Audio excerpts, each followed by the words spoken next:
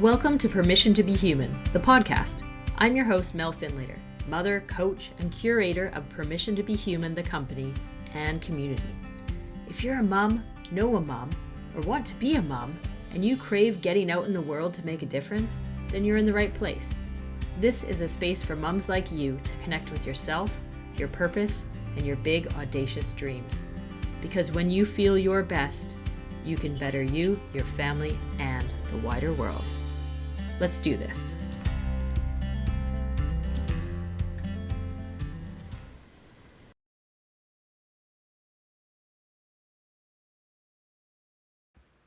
This is for my idea people out there. The ones who not only dream big, but also dream in multiples.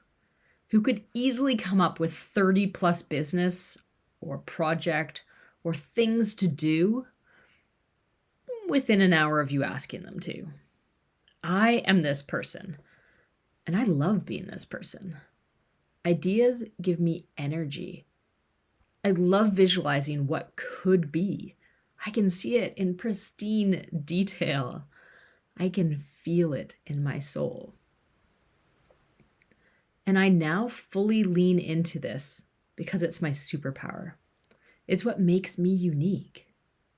And I finally realized that not everybody can do this.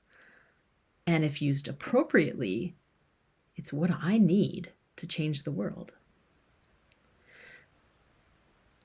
And oh my goodness, has it been challenging at times to have this inside me. And it has been so easy to beat myself up for it. Partly because our culture doesn't necessarily highly value the ideation phase of things. So I hear phrases and I get funny looks and even rolling of the eyes when I share yet another idea that I have with someone. But mostly, the voice in my head is my biggest critic. So I've had to learn, and I continue to learn, how to calm that voice, to get it to speak more kindly to me, and to start to see the positives instead of the potential negatives of being able to come up with so many amazing ideas. Get your feet on the ground. Another idea that you aren't going to finish? You're an idea person, not a finisher. Why can't you just do something?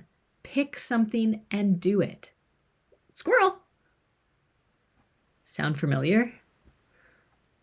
I say these things to myself all the time, and sure, maybe once or twice I've heard them from others, but honestly, it's me that says it the most. And do you reckon that this is helping me get into action by hearing this all the time? No. What happens is that because of all these things, because of all these stories and beliefs that I'm telling myself, is that I resist the urge to ideate, which is my natural way of being.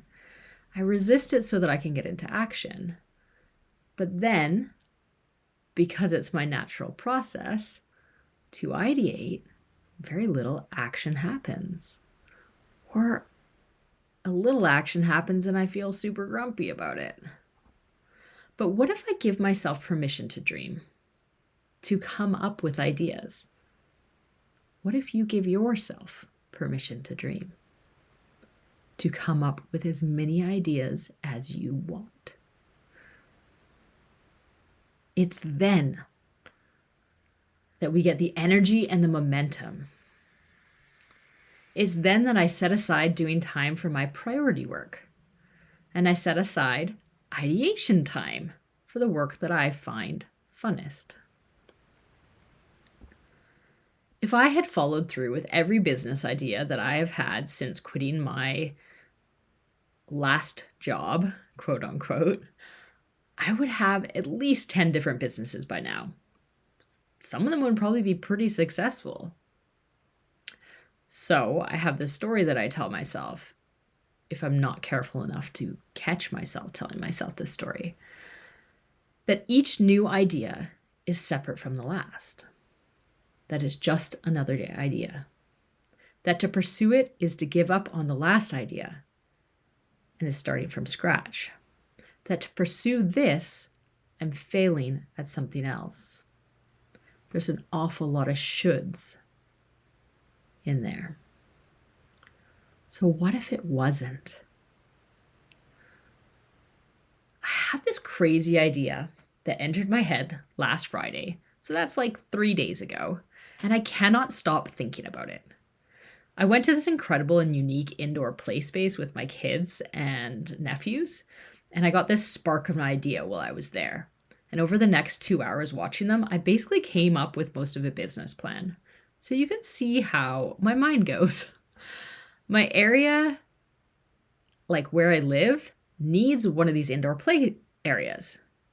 It was inspired by nature. It'd be small and intimate and creative. It'd be a space for community to gather, for parents to meet, a place to feel together and less alone. And all of the coaching and wellness work that I'm doing right now could run out of the same building. It would be like a hub. And other parents can co-work there too. Us change makers could go change the world together. And. I might run with this idea. At the moment, I'm pretty darn excited about it. And if I do, I'll share more with you.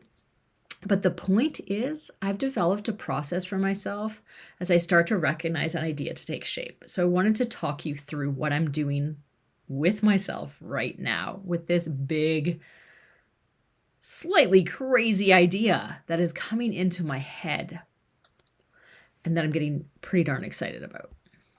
So the first thing I'm going to say is this is my process and it might help you too. So if you're an ideator, if you're someone who totally relates to everything I just said, who will get these like write a business plan in an hour based on a spark of an idea that you got from something seemingly random. This is a process that I follow in order to make sure that I keep my ideation as a superpower, to make sure I get into action by allowing myself to ideate. So if this process helps me, perhaps it will help you. So first, I allow myself to get in idea mode. I don't stop myself in the middle of it. And if I hear those little things in my head telling me to just, say thanks and see you later, I allow myself to do it. I dream big. I write every single thing I can down. In this case, I actually wrote 5 pages of an email, if there was pages on an email, whilst on a 1-hour flight, just shortly after I had this idea. But by writing it down, I then know that my idea exists. I'm not going to lose it. I don't have to hold it in my head any longer unless I feel like it. Right? So that's the first step, is just allow myself to do it.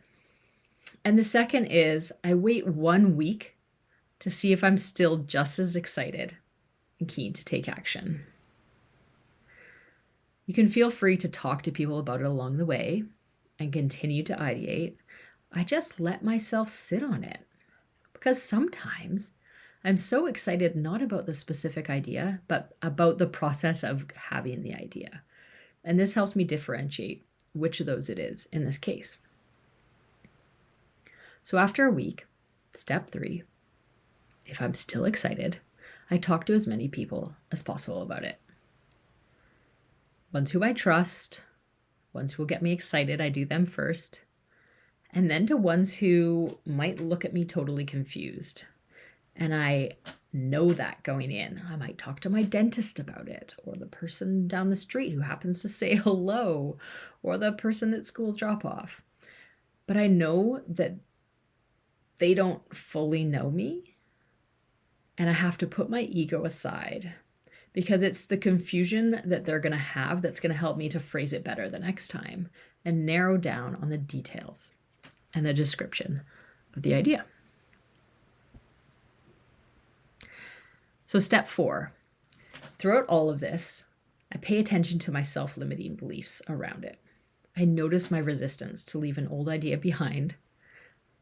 I notice my tendency to think that this is a new idea, even though it in fact is accumulation of many ideas and experiences throughout many years.